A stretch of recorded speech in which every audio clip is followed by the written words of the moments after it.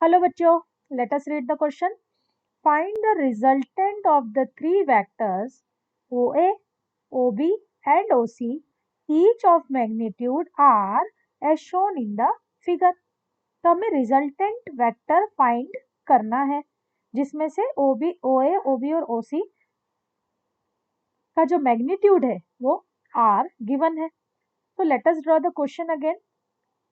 यहाँ पर let us suppose कि जो OA वेक्टर है वो y एक्सिस के अलोंग है, OC वेक्टर जो है वो x एक्सिस के अलोंग है.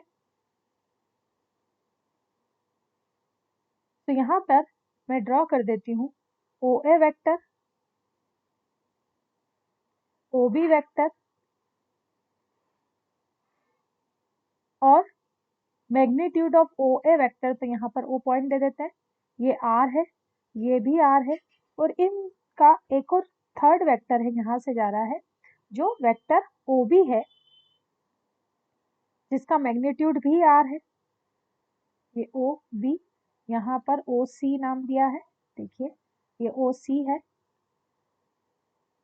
OB जो है x एक्सिस के साथ 45 डिग्री का एंगल बना रहा है, ठीक है. तो अब देखिए, अगर हम OA और OC वेक्टर को अगर x और y एक्सिस से इंडिकेट करें तो हम R वेक्टर OC या OA वेक्टर को हम लिख सकते हैं. देखिए OA vector will be written like, क्योंकि y एक्सिस के अलोंग है तो हम किसी वेक्टर को कैसे शो करते हैं, मैग्नीट्यूड along its direction.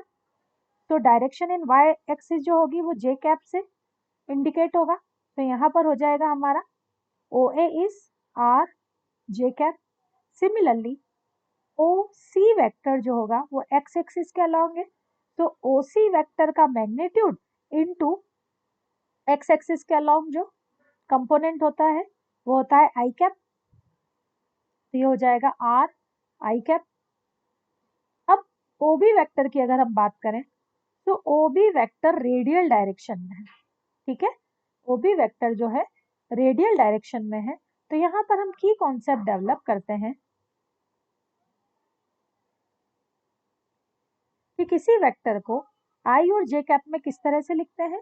तो किसी वेक्टर का representation in polar form will be R cos theta into I cap plus sine theta into J cap होता है, जहां R क्या है, R मैग्नीट्यूड है, ठीक है, मैग्नीट्यूड ऑफ वेक्टर है. तो यहाँ पर अगर रेडियल डायरेक्शन में है वेक्टर R तो उसे रिप्रेजेंट कर सकते हैं R, यहाँ ये जो R है ये मैग्नीट्यूड है, cos theta I cap plus sine theta J cap. तो हम OB वेक्टर को रिप्रेजेंट कर सकते हैं mod of OB vector into cos theta I cap plus sine theta J cap. OB vector का जो मैग्नीट्यूड है वो R है, cos थीटा जो दिया है हमारा x एक्सिस के साथ वो 45 डिग्री है, I cap plus sine theta J axis के साथ है ना, मतलब y एक्सिस के साथ जो एंगल दिया है वो भी क्या दिया है, 45. तो यहाँ पर हो जाएगा हमारा साइन 45 इंटू J कैप. तो this will become R 1/√2 I cap plus 1/√2 J cap. ये हो गया हमारा वेक्टर OB. अब हमें रिजल्टेंट वेक्टर चाहिए. तो resultant vector is a sum of all three vector, vector OA plus vector OB plus vector OC. Vector OA can be written like R J cap. OB will be R times of या R/√2 I cap plus R/√2 J cap, and OC vector will be R times of I cap.